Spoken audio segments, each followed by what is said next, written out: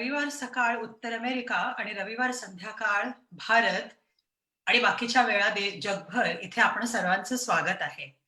आमच्या पुढे आज एक छान अंक आहे आणि आम्ही तुमच्या पुढे एक सुंदर मैफिल सादर करणार आहोत. ही मैफिल आहे शब्दांची आणि हे शब्द आहेत आमचा मित्र निनाद ह्याच्या प्रेरणेतून आकाराला आलेल्या अंक निनाद ह्या अंकातले. हा अंक कसा साकार झाला ते ऐकूया नितीन जोशी यांच्या शब्दात. त्यांचंच संपादकीय आहे. नमस्कार मंडळी. निनादच्या शुभारंभाच्या या अंकाचं मुखपृष्ठ आपल्यासमोर ठेवताना अनाहूतपणे मन बालपणात गेलं. वो कागज की कश्ती वो बारिश का पाणी, सुदर्शन फाकीरची कविता तर आठवलीच, पण त्याबरोबर आयुष्याच्या प्रवासासारखी भासणारी ही कागदी होडी एक चिंतनाचा विषय सुद्धा झाली. ही होडी वाहत्या पाण्यावर आरोढून डौलानं चाललेल्या एका मनस्वी आणि स्वाभिमानी जीवनाचं प्रतीक असेल का, की क्षणभंगूर नश्वर जीवनाचंच एक रूप असेल? कदाचित कदाचित अनंताच्या वाटेवर निघून गेलेल्या एखाद्या सरुधाचं स्मरण. होडीचं पाण्यातलं प्रतिबिंब हे मनाच्या आरशात स्वतःला पाहण्याचा प्रयत्न असेल, आणि सभोवतालची वलय ही आयुष्याच्या चक्रव्यूहाची द्योतक असतील, की त्या वलयांकित आव्हानावर स्वार होऊन प्रसंगी झुंजून प्रवाहात स्वतःची वेगळी वाट मागे सोडू पाहणं असेल.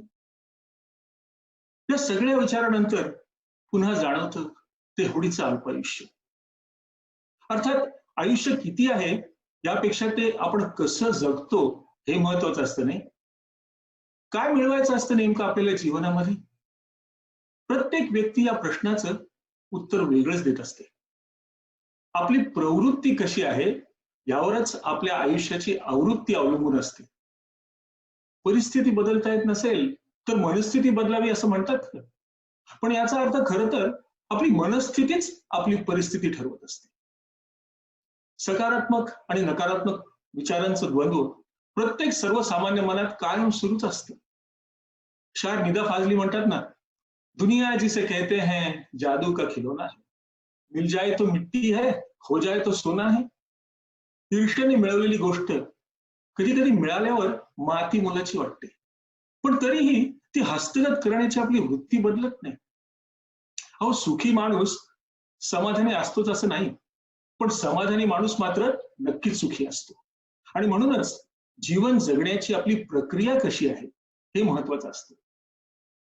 असंच एक परिपूर्ण जीवन जगलेला आमचा सर्वांचा लाडका मित्र निनाद जोशी ही ह्या वार्षिक अंकाची प्रेरणा आहे. या जन्मावर या जगण्यावर शतदा प्रेम करावे, पाडगावकरांच्या ओळीचं यथार्थ पालन करणारा निनाद खरोखर एक अष्टपैलू व्यक्तिमत्व होतं. होतं म्हणताना डोळे भरून येतात, पण पण मन मात्र लगेच त्याच्या सुखद आठवणीत रमून जातं. संगीत, वाङ्मय, क्रिकेट, नाटक, सिनेमा, निनाद या सर्वांवर मनापासून प्रेम करणार होता. आयुष्याचे रूप, रसगंध या सर्वांचा मनसोक्त आस्वाद घेणारा एक कलंदर मित्र म्हणूनच तो आमच्या कायम स्मरणात राहील. सुप्रसिद्ध शायर जानिसार अख्तर लिहूनच गेले आहेत, सदियों सदियों मेरा सफर, मंजिल मंजिल राह गुजर, कितना मुश्किल कितना कठीण, जीने का हुनर. नुसता देह जगवण्यापेक्षा जगण्याची कला साध्य करणं खूप कठीण असतं. निनाद जोशी नावाच्या माणसानं ती कला आत्मसात केली होती. डेट्रॉइट, शिकागो, ऑस्टिन अशा अनेक गावांमध्ये विखुरलेल्या निनादच्या मित्रांनी एका विशिष्ट हेतून हा उपक्रम हाती घेतलाय. सुजाण मराठी माणसाला सर्वच अभिजात कलांविषयी प्रेम असतं, मग ते लेखन असो, संगीत की चित्रकला. अंक निनादच्या माध्यमाद्वारे उत्तम प्रतीचं लिखाण हे यंदा छापील स्वरूपात आम्ही सादर करणार आहोत, पण यापुढील वर्षांमध्ये ते दृकश्राव्य स्वरूपातही प्रकाशित करण्याचा आमचा मानस आहे. निनादच्या या पहिल्या अंकात आणि यापुढच्या सर्वच अंकांमध्ये विविधतेने नटलेल्या वेचक आणि वेधक साहित्याचा नजराणा आम्ही वाचकांसाठी घेऊन येणार आहोत. भारतातल्या आणि भारताबाहेरील देशातल्या प्रतिथयश आणि नवोदित अशा सर्व प्रकारच्या साहित्यिकांच्या आणि कविवरांच्या रचना या अंकात समाविष्ट असतील. अनेक मान्यवर लेखकांनी आमच्या विनंतीला मान देऊन स्नेहपूर्वक आपले लेख, कथा, कविता आम्हाला प्रकाशित करण्याची संधी दिली, त्याबद्दल त्यांचे विशेष आभार. एक सर्वांग सुंदर अभिरुचीपूर्ण अंक वाचकांच्या हाती पडावा, तसंच दरवर्षी ज्याची आतुरतेने वाट पाहावी अशी कलाकृती सादर करावी, या आमच्या मनोकामनेला आणि प्रामाणिक प्रयत्नाला तुमच्या रसिकतेची दाद मिळावी, हीच त्या जगन्नियंत्याकडे प्रार्थना. धन्यवाद.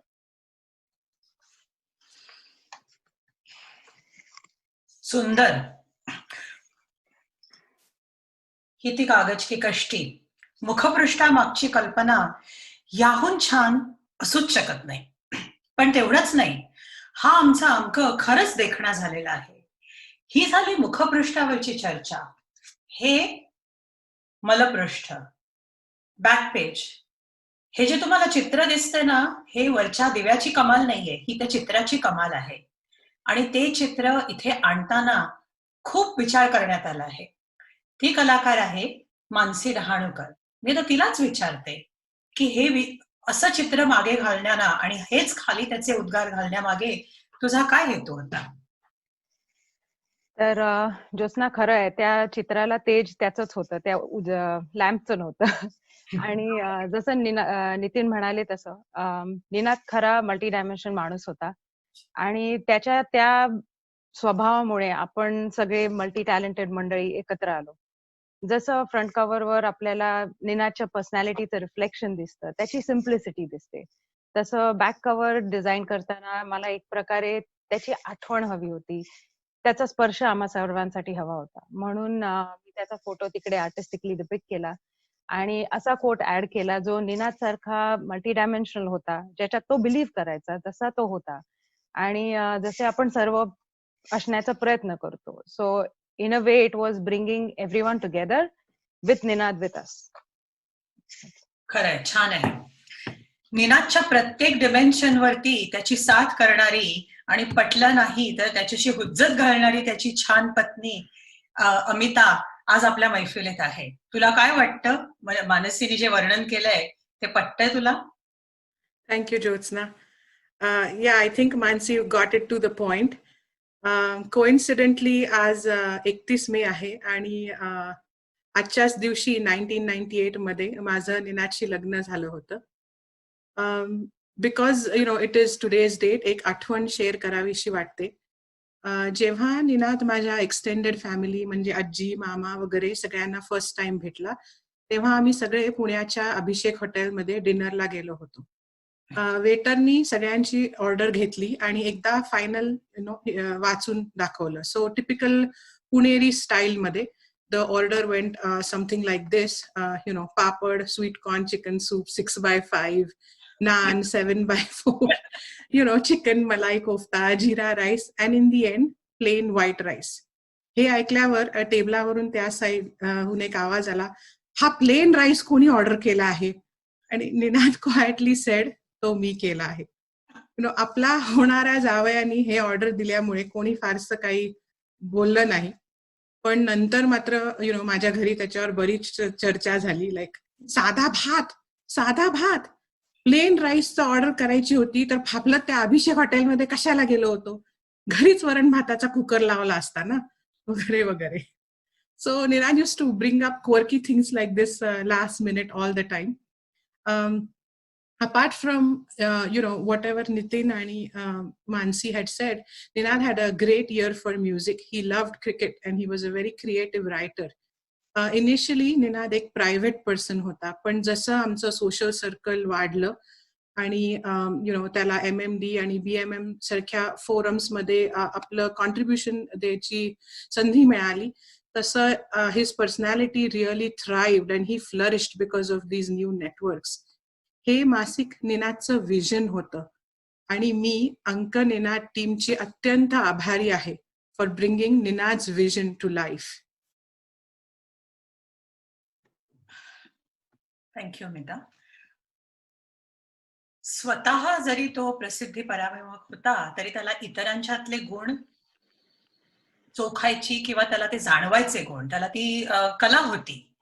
इतकं की आपण अंकाबद्दल बोलतो आहोत, पुढचं झालं मागचं झालं, पण तुम्ही अंक चाळलात ना तर पटकन चित्र दिसतील त्यातली आणि ती तुमचे म्हणजे आपली नजर पटकन जाते आणि ते सगळे चित्र समर्पक आहेत.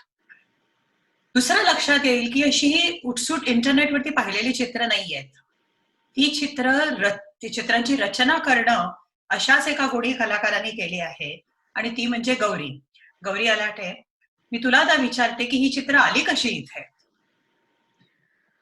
हो, खरंय ज्योत्स्ना, की मागच्या वर्षीच्या अंक निनाद मधली जेवढी म्हणून आपण चित्र किंवा स्केचेस बघतोय, ती सगळी हाताने काढलेली आहेत आणि ती वापरायच्या मागे प्रामुख्याने अशी कारणं होती किंवा आपण असं म्हणूयात की असा प्रामुख्याने विचार होता, की पहिला मला सांगावासा वाटतो, की मी लहान असल्यापासून किंवा शाळेत, कॉलेजमध्ये असल्यापासून आमच्याकडे अनेक मराठी मासिकं यायची, विविध प्रकारचे दिवाळी अंक यायचे. जसे की जत्रा, मेनका, किस्त्रीम, माहेर, अगदी किशोर चांदोबापासनं आणि ती मला उघडून बघावीशी किंवा चाळावीशी वाटायची ती त्याच्यातल्या छान छान चित्रांमुळे. हे पहिलं झालं आणि दुसरं म्हणजे जेव्हा हा सगळा उपक्रम करायचा ठरवला, तेव्हा सगळ्यांचंच असं मत पडलं की आपण ह्या अंकातनं वाचकांना वेगळं काय देऊ शकतो. तर लेखनाचा दर्जा हा उत्कृष्ट असणारच होता. पण त्याचबरोबर जर आपण प्रत्येक लेखाला किंवा कथेला, कवितेला साजेसं असं छोटंसं साधंसं किंवा आपण असं म्हणूयात की सारांश रूपाचं एखादं हाताने काढलेलं चित्र जर त्याच्यात ऍड केलं, तर त्याला एक असा पर्सनल टच पण येईल आणि त्याचप्रमाणे संपूर्ण मासिकाची कन्सिस्टन्सी सांभाळली जाईल. आणि ह्याच विचारांमध्ये सगळ्यात शेवटचं आणि महत्वाचं कारण मला असं वाटतं की जेव्हा आपण एखादं सचित्र लेख किंवा एखादं चित्रमय कविता बघतो तेव्हा ती पटकन आपली होऊन जाते आणि त्याचप्रमाणे हा संपूर्ण अंकनिनाद हा वाचकांचा आपला व्हावा हाच प्रयत्न या सगळ्या विचारांमध्ये होता. थँक्यू गौरी. तिने सुरुवातीला जी अंकांची नावं घेतली ना, अजून काही वर्षांनी मला वाटतं त्या मालिकेत अंक निनाद हे सुद्धा नाव जाऊन बसेल, हीच आमची आशा आहे, इच्छा आहे. आणि खरं म्हणजे ह्या सद्भावनेने ह्या अंकाला सुरुवात केली, त्यामुळे पहिल्याच हाकेला खूप जणांनी ओ दिली. दर्जेदार लेख, कविता आल्या, देणग्या, अंकांची नोंदणी सगळंच काही यायला लागलं. अचानक आमच्या लक्षात आलं की हा जगन्नाथाचा रथ आहे आणि तो आम्हाला पुढे ढकलायचा आहे. त्या सर्व अंकाची, ह्या सगळ्या माहितीची नीट आखणी करून त्याचा पाया रचायचं काम आमची एक मैत्रीण सायली मोकाटेजो हिने केलं. ती आता ह्या तुमच्या झूमच्या स्क्रीनवरती नाहीये, परंतु बाकी सगळा अख्खा चमू तुम्हाला इथे दिसतच असेल. खूपच सुंदर लेख आले.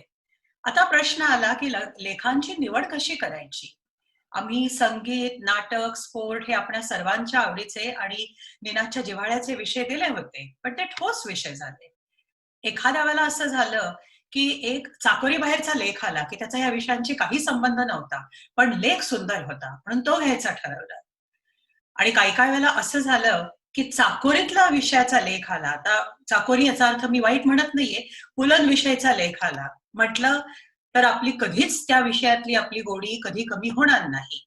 परंतु तुम्ही म्हणाल की आता पुलन विषय अजून लिहायचं काय राहिलं आहे, पण आता ते ऐका. तो लेख वाचून दाखवणार आहे विक्रांत पटवर्धन. शिकागोचे प्रणील वैद्य यांचा हा लेख आहे. नमस्कार.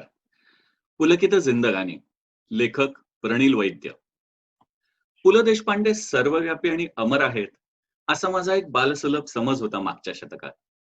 शनिवार संध्याकाळचे त्यांचे ब्लॅक अँड व्हाईट चित्रपट, कॅसेट्सवरची कथाकथने, दिवाळी अंकातले लेख, नवरात्रातली व्याख्याने, दूरदर्शनवरचं प्रतिभा आणि प्रतिमा, बोरकर, मर्डेकर यांच्या कवितांचे वाचन, कुमार गंधर्व, मनसूर यांच्या मुलाखती, जिथे पाहावं तिथे मराठी मनात पुल अगदी छा गए सारखे झाले होते त्यावेळी. मराठी साहित्याचा नवा वाचक असण्याच्या अवस्थेत तर सब कुछ पुल साहित्य आदर्शासारखं संपून टाकलं आणि नंतर आलेल्या उदासीनतेची जगबुडी थोपवण्यासाठी परत देशपांड्यांनाच पहिल्यापासून वाचायला घ्यावं लागलं. शिक्षक सांगायचे, पुलंचं खळखळणारं पण खोल पाणी समजण्यासाठी किमान 2-3 वेळा तरी ते वाचायला हवं. आमच्यासारखे नवसाक्षर म्हणायचे, वाचू की 3-4 वेळा, आहे काय त्यात? त्यावर शिक्षकांचं उत्तर यायचं, तसं नाही रे, पुलंचं साहित्य दर 10-15 वर्षांनी वेगळं भावतं. 30-40 मध्ये परत एकदा वाचा. पण मग त्यापुढे जी. खानोलकर, ग्रेस, दळवी, तेंडुलकर यांच्यासारख्या मंडळींनी मनावर गारुड केलं आणि पुलंकडे मात्र मनातल्या निरागस नॉस्टॅल्जियाच्या एका कोपऱ्याचं साम्राज्य तेवढं राहिलं. पोटाची खळगी भरत असताना पुलं नावाचं मनाचं माहेर अधूनमधून खुणावत राहिलं. तिथे जाणं मात्र बंद पडलं ते पडलंच. पण त्यानंतर पुलं अनपेक्षितपणे भेटायला लागले. शिकागो युनिव्हर्सिटी मधल्या 90 वर्षांचा एक लिफ्टमन त्याच्या गुड ओल्ड जॅझ डेज यांच्या आठवणींनी 30 सेकंदात घहीवरून यायला लागला ना, की पेस्तन काका 100% असेच असतील अशी खात्री पटायला लागली. मित्रांबरोबर तुम्हाला न्यूयॉर्कर व्हायचंय, शिकागोकर की सॅन फ्रान्सिस्कोकर अशा चायपे चर्चा व्हायच्या तेव्हा तर अगदी देजावू झाल्यासारखं वाटायचं. बायको बरोबरची साप्ताहिक खाडाजंगी तुला शिकवीन चांगलाच धडा याच्या समयवर एकदा धडकली या गाण्याचं पुढचं कडवं ती बोलायच्या आधीच ऐकूयायला लागायचं.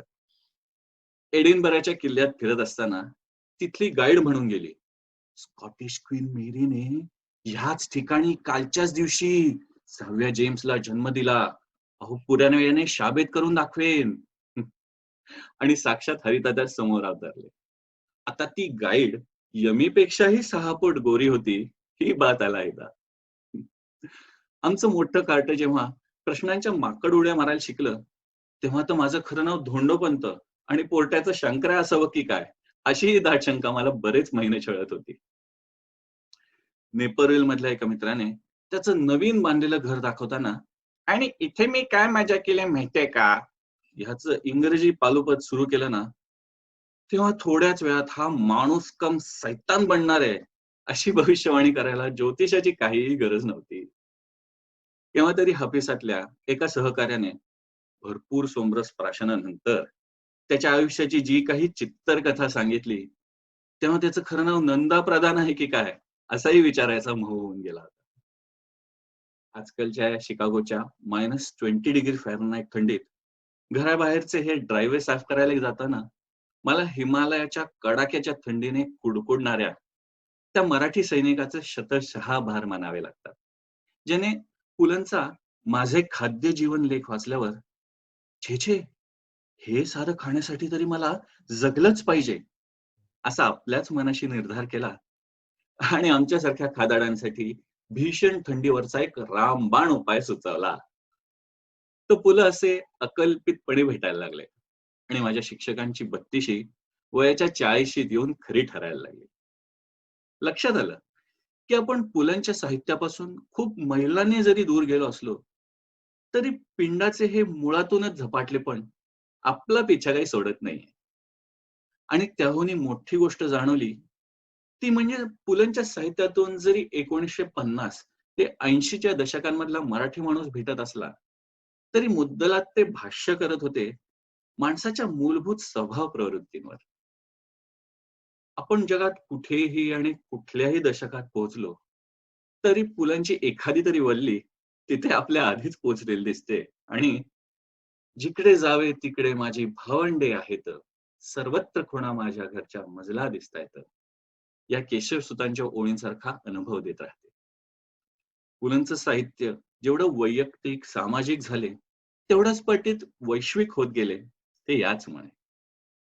आणि तरी सुद्धा साहित्यातील अभिजातता, विश्वात्मकता यासारख्या मोठ्या शब्दांच्या वाऱ्यालाही उभे न राहता पुलंनी मराठी मनाला जागतिक विचारधारेच्या जवळ तर आणलेच, पण संस्कृतीसारख्या वाहत्या पाण्याला धरायचं तरी कसं हे शेवटी त्यांनी शिकवलं.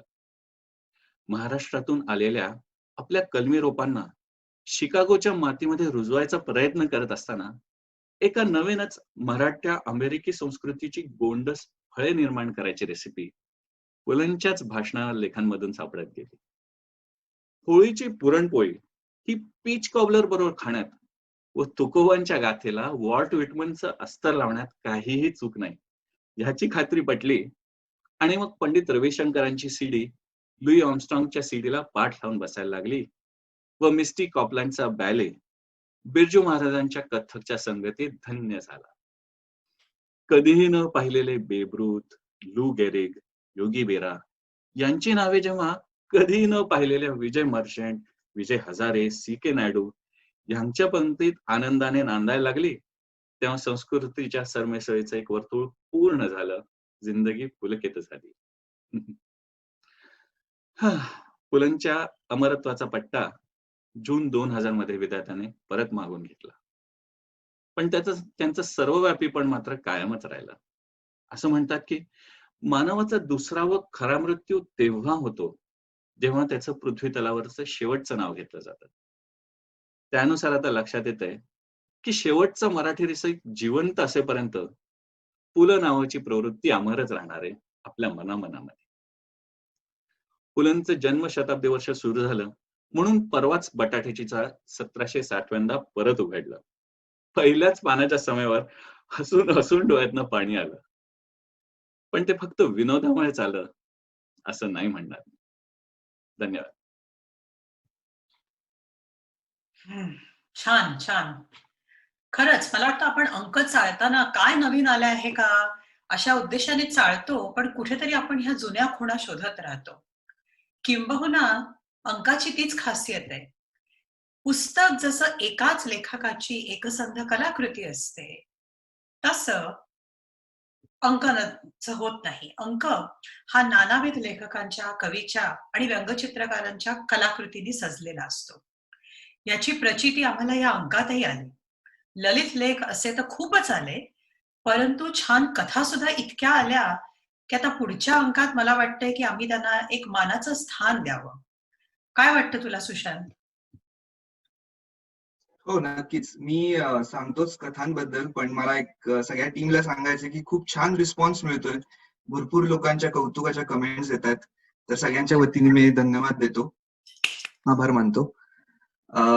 तर ज्योत्स्ना, तू कथांबद्दल म्हणालीस, पहिल्याच अंकात निनादच्या पहिल्याच वर्षी इतक्या छान कथा आम्हाला येऊन मिळाल्या. म्हणजे तुम्ही पहिलीच गोष्ट बघितली अंकातली, द्रोर नावाची, जी अनिल परांजपेंनी लिहिली आहे, तर तुम्हाला त्या कथांचा दर्जा लक्षात येईल की किती चांगल्या त्या गोष्टी आहेत. आणि फक्त तीच गोष्ट नाही, तुम्ही कुठलीही कथा वाचा, ती फारच सुंदर आहे, फारच वाचनीय आहे. आणि मग त्यानंतर आमच्या लक्षात आलं की कुठलाही अंक हा दर्जेदार होण्यासाठी किंवा वाचनीय होण्यासाठी काय महत्वाचं असतं, काय आवश्यक असतं, तर ताकदीच्या कथा त्यात असणं खूप गरजेचं असतं. त्यामुळे लेखकांना अजून प्रोत्साहन द्यायला आम्ही यावर्षी कथा स्पर्धा घेऊन येतोय. तर त्या कथा स्पर्धेतल्या पहिल्या 3 विजेत्यांना $100, $75 आणि $50 अशी 3 बक्षिसं आम्ही देऊ. त्याचबरोबर त्यांच्या कथांचा आपण या दुसऱ्या वर्षीच्या अंकात समावेश करून घेऊ. त्या विजेत्यांच्या व्यतिरिक्तही ज्या कथा आम्हाला आवडतील, आम्हाला असं वाटेल की वाचकांनाही आवडतील, त्याचाही आम्ही समावेश करून घेऊ या अंकात. आणि बक्षिसाची रक्कम जरी डॉलर्समध्ये असेल तरी याचा अर्थ असा नाही की फक्त US मधलेच लेखक लिहू शकतात. तुम्ही कुठल्याही देशात असाल तरी तुमची कथा पाठवू शकता. त्याला कुठली वयोमर्यादा नाही, कुठल्याही वयाची व्यक्ती कथा पाठवू शकते. फक्त कथा स्पर्धेसाठीची जी कथा आहे ती मराठीत असणं आवश्यक आहे. म्हणजे कथा स्पर्धेतली कथा सोडली तर बाकी अंकात जे काही उरतं, म्हणजे लेख म्हणा, नुसत्या कथा म्हणा, कविता, कार्टून, शब्दकोड किंवा एखादा कॉर्नर तुम्ही पाठवलात तर त्याला भाषेचं बंधन नाही. तो मराठीत असू शकतो किंवा इंग्लिशमध्ये असू शकतो. पण कथा स्पर्धेकरता म्हणजे 2 समजा उत्तम कथा आल्या, एक मराठीत असेल आणि एक इंग्लिशमध्ये असेल, तर त्यांची तुलना करणं खूप अवघड जातं. त्यामुळे कथा स्पर्धेसाठी कथा मराठीत असणं आवश्यक आहे. तर तुमच्याकडे एखादी खरी गोष्ट असेल किंवा तुम्ही रचलेली गोष्ट असेल तर ती नक्की आमच्यापर्यंत पोचवा.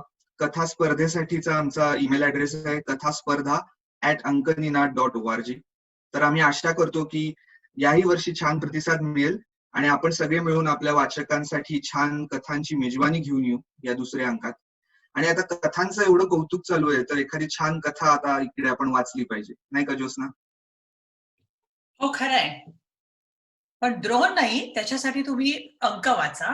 आता अभिवाचन करायला आम्ही एक वेगळीच कथा निवडली आहे. ही म्हणजे लेखात कथा म्हणा किंवा कथेत लेख असा आहे. शिल्पा केळकर यांनी लिहिलेले आहे आणि आपल्याला वाचून दाखवणार आहे उमा कानडे.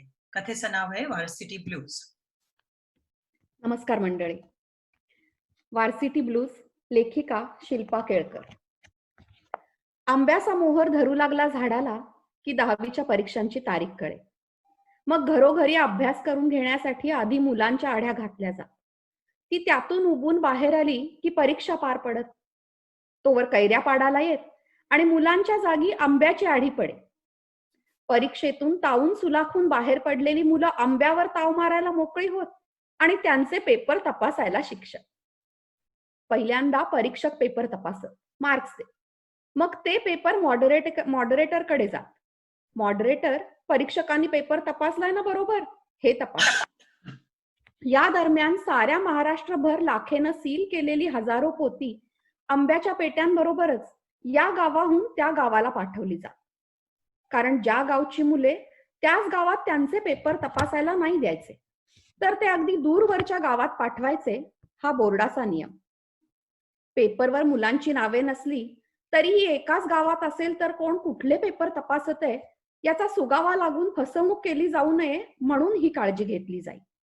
आणि कुठले पेपर कुठे गेलेत हे अगदी गोपनीय ठेवले जाईल. दुपारच्या टळटळीत उन्हात यातलीच काही पोती दरवर्षी आमच्या घरीही येत, कारण माझे बाबा मॉडरेटरचं काम करत असत. सीलची लाख आणि पेपरातली शाई वितळून जाईल की काय असं गरम असे. या पोत्यात प्रत्येक मुलाचे भवितव्य सीलबंद असे. बाबा बाहेर जाऊन पोस्टमनला पोती आत आणून द्यायला मदत करत आणि सगळी पोती आत आली की त्याला आत बोलावून लिंबू सरबत देत. त्यावेळी सुट्टीत कुठे फार लांब ट्रिपवर जाणं हा विचार खिशाला परवडणारच नसल्यानं तो प्रश्नच नसे. त्यामुळे रिकाम्या वेळात तेवढंच जास्तीचं उत्पन्न.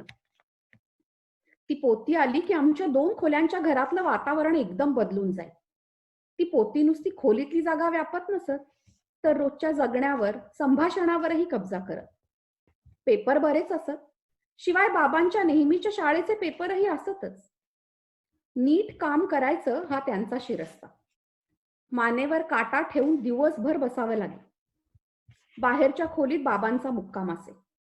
एक ओला टॉवेल अंगावर टाकून, तक्क्याला टेकून, समोर छोटंसं डेस्क ठेवून बाबा पेपर तपासत.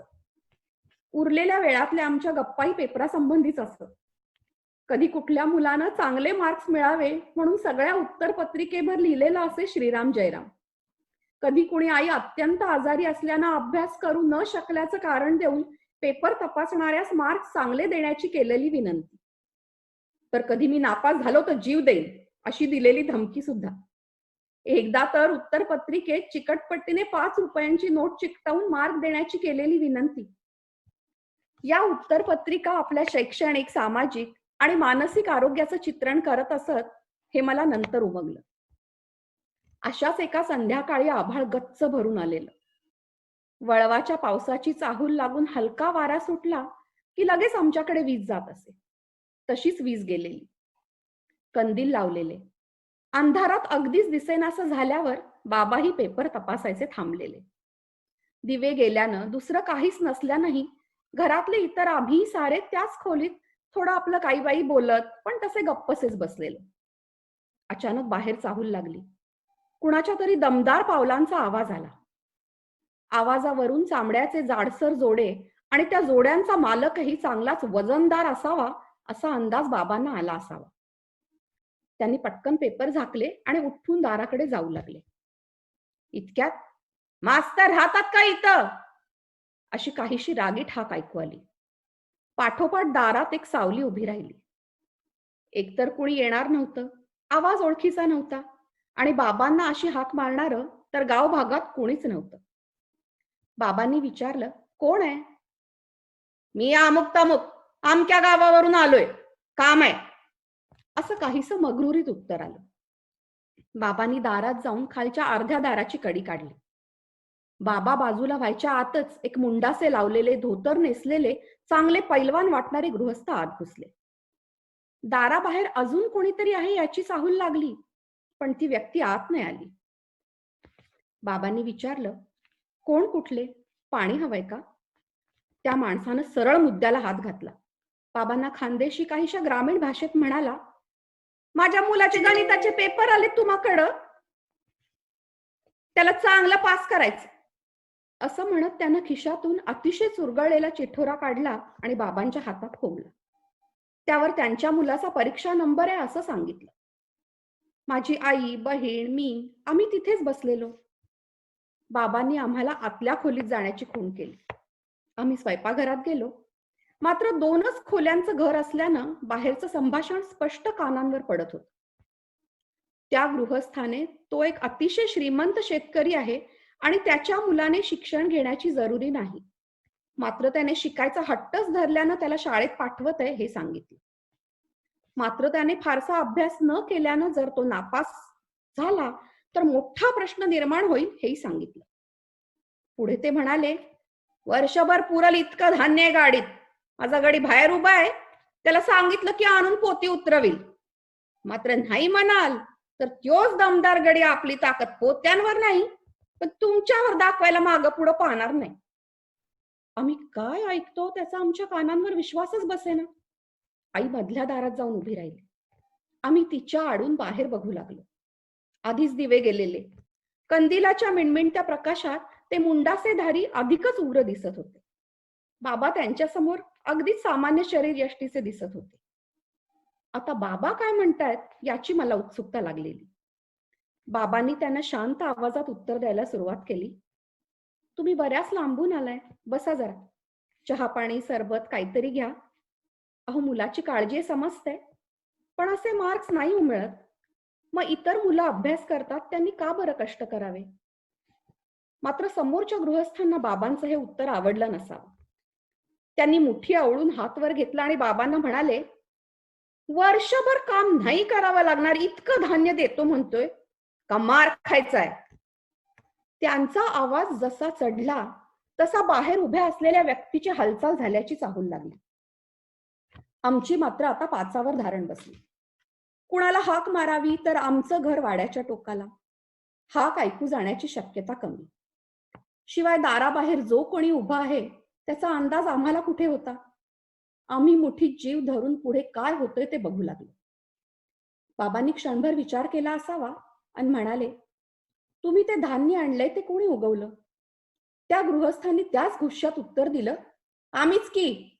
दिसरात्र कष्ट केलेत महिनोन शेतात, ते काय उगच नाही. सोन्यासारखा दाना एक एक. मग बाबा म्हणाले, अहो, मग कष्टाचं फळ म्हणजे काय हे माहित आहे तर जमिनीला धमकी देता. उगव गहू 2 दिवसात नाही तर तुला बुकलून काढतो. आता बाबांचं संभाषण कुठल्या दिशेला चाललंय याचा त्यांना अंदाज आला असावा. त्यांच्या वळलेल्या मुठी सैलावल्या. पहिल्यांदाच ते आल्यापासून खुर्चीवर बसले. इतक्यात दिवे आले. त्यामुळे वातावरण एकदम निवळल्यासारखं झालं. बाबांनी आईला चहा करून आणतेस का म्हटलं. पुढे बराच वेळ बाबा काही बाई बोलत राहिले. ते मुंडासेवाले मान हलवत राहिले. मध्येच त्यांनी बाहेरच्या व्यक्तीला गाडीत जाऊन बस असं सांगितलं. शेवटी चहा पिऊन बाबांना खाली वाकून नमस्कार करून ते निघून गेले. उरलेले पेपर तपासून झाले. लाख गरम करून त्याला सील लावून पोती परत गेली. कोणी मुलं पुढच्या इयत्तेत गेली, कोणी मागे राहिली. आंब्याची झाडं नवीन पालवी फुटून पुढच्या मोहराची वाट बघू लागली. तो प्रसंग माझ्या मनावर त्या पोत्यावर लावलेल्या लाखेच्या सील सारखा ठसून राहिला. मनात एक अनुत्तरित प्रश्न राहिलेला. पुढे बाबांशी गप्पा मारताना तो विषय काढला आणि विचारलं, अहो, तुम्ही धाडस केलंच कसं त्या गृहस्थाला काही म्हणायचं? त्याला पटलं तुम्ही काय म्हणाला हे सोडा. अहो, पण नाहीतर काय झालं असतं त्या दिवशी? बाबा म्हणाले, हो, धाडस केलं हे खरं, पण स्वतःवर विश्वास वाटला म्हणून धाडस केलं. थोडाफार विवेक विश्वास नसता तर मात्र ते धाडस धोकादायक ठरलं असतं. मी समोरच्या माणसाचे घट्टे पडलेले हात बघत होतो. त्याचा उन्हातान्हात रापलेला चेहरा मला सांगत होता की हा कष्ट करून फळे मिळवणाऱ्याचा चेहरा आहे. फक्त मुलाच्या प्रेमापोटी तो तात्पुरता आंधळा होऊन 2 हिश्श्यात विभागला गेला आहे.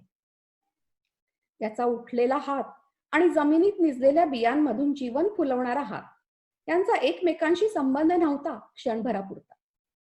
एकदा का मी त्याचा करणारा आणि समजणारा हात एकच आहे हे दाखवलं, त्यावेळी तो भानावर आला आणि माझ्यातला विश्वास आणखीन वाढला.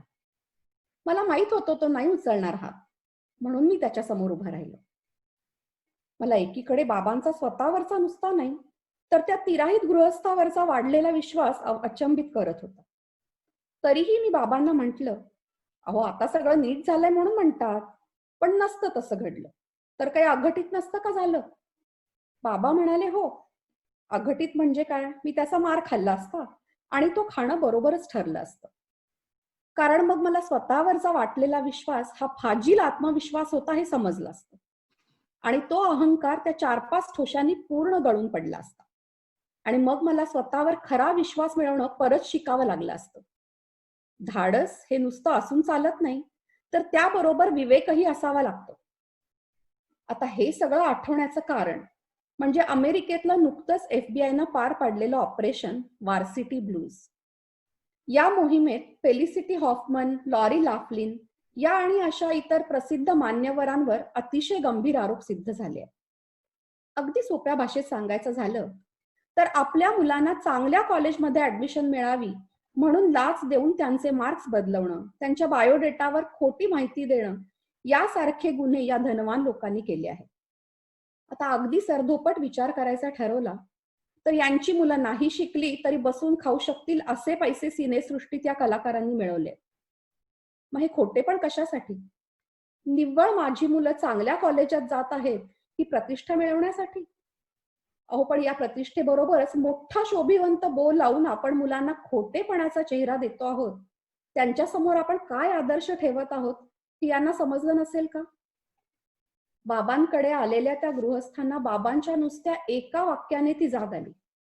आपल्याला कसाला लावून दिसेल त्या अंधारात घुसून ठिणगी टाकून प्रकाश निर्माण करण्याची ताकद आपण आपल्या मुलांना द्यायची की आयता मिणमिणता कधीही विझेल असा दिवा त्यांच्या हातात देऊन त्यांना पाठवायचे? देणाऱ्याने दिले आणि घेणाऱ्याने घेतले हे जगभरात आता सगळीकडे सर्रास सुरू आहे. देणारा आणि घेणारा दोघांनीही गटेच्या सदैव अतृप्त असणाऱ्या माणसाची कल्पना प्रत्यक्षात आणली आहे. कितीही धन, ज्ञान, सौंदर्य आणि ऐहिक गोष्टी पदरी असल्या तरीही अधिकच असमाधानी होणारी माणसे सगळीकडे का दिसू लागली आहेत? जगातल्या प्रत्येक गोष्टीला मूल्य लावलं की तिला मूल्यहीन करणं सोपं जातं. संकुचितपणा आणि स्वार्थ यावर विजय मिळवणारा विवेक आणि संधी साधू धूर्तपणा याकडे पाठ फिरवण्याची जिद्द पूर्वी कुठे शिकवली जात होती का? बाबांना धान्याची लाच देण्यास आलेले गृहस्थ आपल्यावर हात उठवणारच नाहीत हा बाबांना वाटलेला विश्वास मला परत गट्टेच्या पाऊसचीच आठवण करून देतो. त्यात परमेश्वर मेफिस्टॉफलिसला म्हणतो की चांगला मनुष्य क्षणभर आंधळेपणाने भटकून दुसरीकडे एक वेळ जाईल, पण तो सदाचरणाचा आपला मार्ग विसरणार नाही. हा विश्वास वाटण्यासाठी धाडस आणि विवेक हे दोन्ही हवं. धाडस शक्ती देतं, पण त्या मागची दृष्टी विवेक देतो. या जगातून दोन्हींचा ऱ्हास झाला तर आपण फाऊस्ट नाट्यकृती जिवंतपणे जगत राहू इतकंच. धन्यवाद.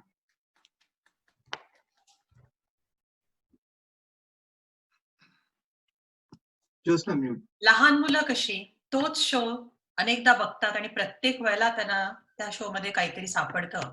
माझं या कथेविषयी तसं होतं. मी जेव्हा जेव्हा वाचते, जेव्हा जेव्हा ऐकते, तेव्हा प्रत्येक वेळेला मला काही त्याच्यातलं वेगळेपणा जाणवत राहतो.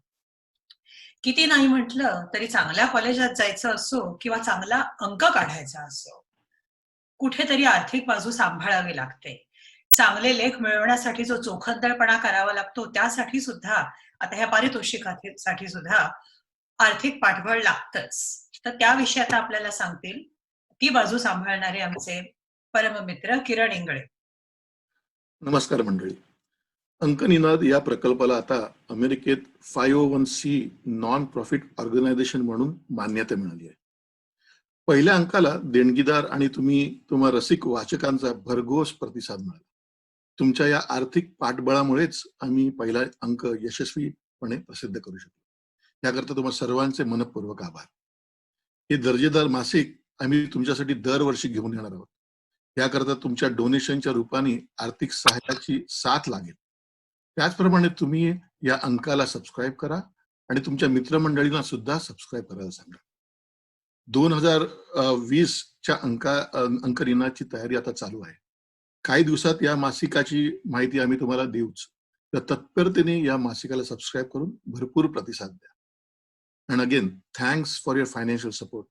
Without this support, we would not be able to promote this literary talent to bring wonderful contribution to all of you to relish. धन्यवाद. थँक्यू. किरणच्या तोंडूनही मासिक हा शब्द जातोय आणि माझ्याही तोंडून जातोय, कारण आपल्याला सवय झाली ते मासिक नाहीये, ते वार्षिक आहे. म्हणजे ते लक्षात ठेवा, मी जरी मासिक म्हटलं तरी सुद्धा. तोच तर मुद्दा आहे, आपण ही मासिकं का चाळतो?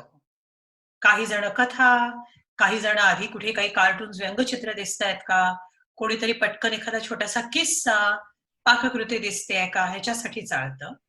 मी मात्र पहिलं आधी कोडं शोधते. बऱ्याच प्रकारची कोडी असतात. शब्दकोडी, काही काही वेळेला एखादं असं शब्दांचा खेळ सारखा असतो. ह्या अंकात सुद्धा तुमची निराशा होणार नाही. आहेत कोडी वेगळ्या प्रकारची, पण आता मला शब्दकोडं नाही, एका शब्दांच्या खेळाबद्दल सांगायचंय. आणि ते रचणारे आमचे रचनाकार संजय मेहेंदळे इथेच आहेत. तर संजय, हा तू एक वेगळाच शब्दखेळ रचलेला आहेस, त्याच्याविषयी जरा आम्हाला सांगशील का? ज्योत्स्ना, मी सुद्धा तू म्हणालीस तसं अंक हातात घेतला चाळताना सुरुवातीला व्यंगचित्र आहेत ना, हास्य सदर आहेत ना, कोडी आहेत ना, असं बघतो.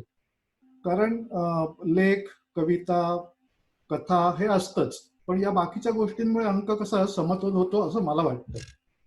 आता या अंकातल्या शब्दकोड्याविषयी म्हणशील तर मला टिपिकल नेहमीच ते क्रॉसवर्ड टाईप कोड करायचं नाही असा सुरुवातीला विचार होता.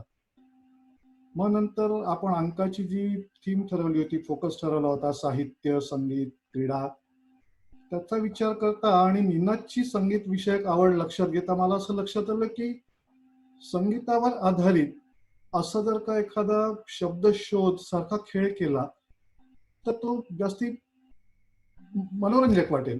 त्यामुळे मग संगीतावरती आधारित गीतकार, संगीतकार आणि गायक यांची नावं शोधा असा एक शब्दशोध खेळ करायचं मी ठरवलं. आणि आपल्याला हा अंक मराठी आहे की मराठी करायचा नव्हता, त्यामुळे मग सोपं गेलं की मराठी, अमराठी कलाकारांची नावं घेतली. तसंच आपल्याला हा अंक सर्व पिढ्यांना आपलासा वाटेल असं करायचं होतं. त्यामुळे मग गजानन वाटव्यांपासून ते A.R. रहमान पर्यंत सगळी नावं गुंफायचा प्रयत्न केला. तसंच हा खेळ थोडा आव्हानात्मक व्हावा यासाठी कमल बारोट किंवा येशुदास अशी आज चटकन तोंडावर न येणारी नावं पण मुद्दामून घेतली. तर मला वाटतं की लोकांना ते शब्दशोध हा खेळ आवडला असावा.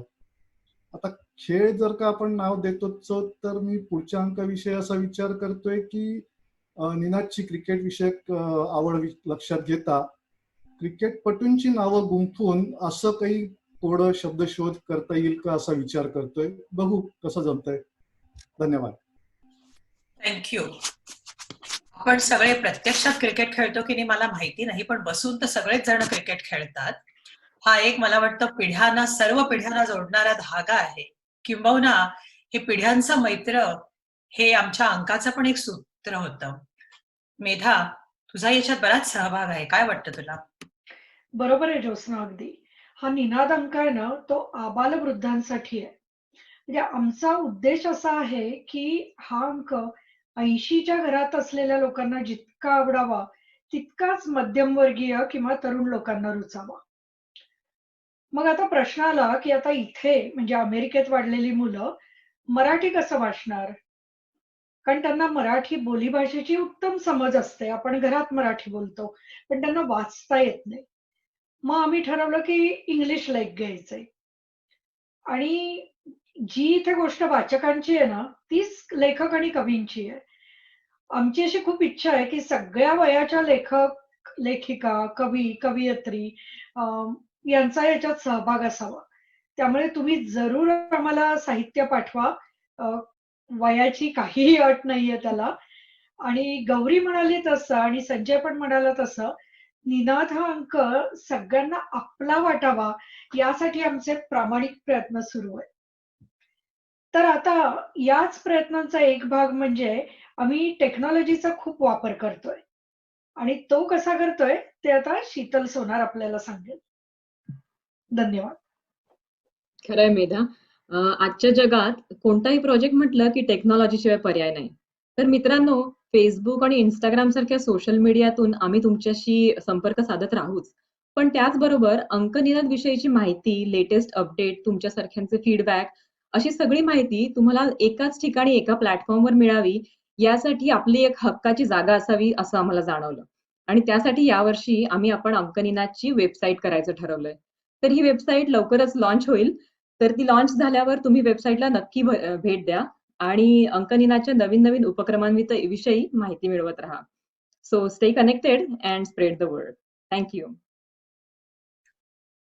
थँक्यू शीतल. पुन्हा एकदा अंकाकडे वळूया. लेख, निबंध हे अंकाची वैचारिक बाजू सांभाळतात, तर कथा आणि कविता भावनिक. खरं तर कविता म्हणजे मनाशी केलेला संवाद. केव्हा तरी पेरलेल्या गोष्टी उगवू लागल्या, या सुधीर मोघेंच्या उक्तीप्रमाणे जाणवणाऱ्या. अशीच एक जीवाभावाची कविता मी वाचून दाखवते. कवयित्री स्वाती नामजोशी. कवितेचं नाव आहे सखा आणि त्याच्या मागची तिची प्रेरणा मी तिच्याच भाषेत सांगते. आधी, प्रत्येक स्त्रीला तिच्या भावना समजून घेणारा, तिच्या बुद्धीचा, भावनांचा, विचारांचा आदर करणारा, तिच्या मदतीला धावत येणारा एखादा सखा हवा असतो. पण फार क्वचित तो मिळतो. अशरीरी संवेदनेची मैत्री असते हे समाज मान्य करत नाही. ही ह्या कवितेची प्रेरणा आहे. सखा. ती चाले निग्रहाने तिच्या उद्दिष्टांची वाट, मन हुंकारे आनंदे अवचित भेटता सुहृद. त्याला उमगत असे तिच्या स्वप्नांची भरारी, जाई भारावून ध्येयाने सुहृदयी सुविचारी. जाई विसरून श्रम नसे थकव्याला थारा, काटे खडतर वाटेचे मऊ लागती पायाला. तप्त धरित्रीला वाटे जसा पाऊस हवासा, तिच्या एकाकी मनाला त्याच्या शब्दांचा दिलासा. तिला येतसे प्रत्यय त्याच्या प्रगल्भ बुद्धीचा, मन मोकळे कराया भेटे माणूस हक्काचा. वाटते नित्य बोलावे मनातले हितगुज, तिला पाश संसाराचे तो कर्तव्यात व्यस्त. वाऱ्याच्या वेगे होतो त्यांच्या जाणीवेचा प्रवास, जुळावे कसे सांग त्यांच्या भेटीचे गणित. त्यांच्या सालस मैत्रीला लागे नजर कुणाची, निमित्त दुराव्याला घरच्यांची नाराजी. लोका कसे समजावे दोन मनांचा व्यापार, गाणे परिपूर्ण व्हाया लागे शब्द आणि स्वर. वाटे झुगारून द्यावा बंध समाज रूढीचा, कोणा ठाऊक नसे का कृष्ण सखा द्रौपदीचा. त्यांच्या मैत्रीची महती सारे जग असे गात, तिची लाज राखावया तोच धावे अविरत. परी नाही उमगली समवेदनेची मैत्री, जाई निघून आभाळ पुन्हा एकाकी धरित्री. मनातल्या प्रतिमेशी आता बसते बोलत, मनातल्या प्रतिमेशी आता बसते बोलत. जरी एकांगी संवाद होई बोलका एकांत.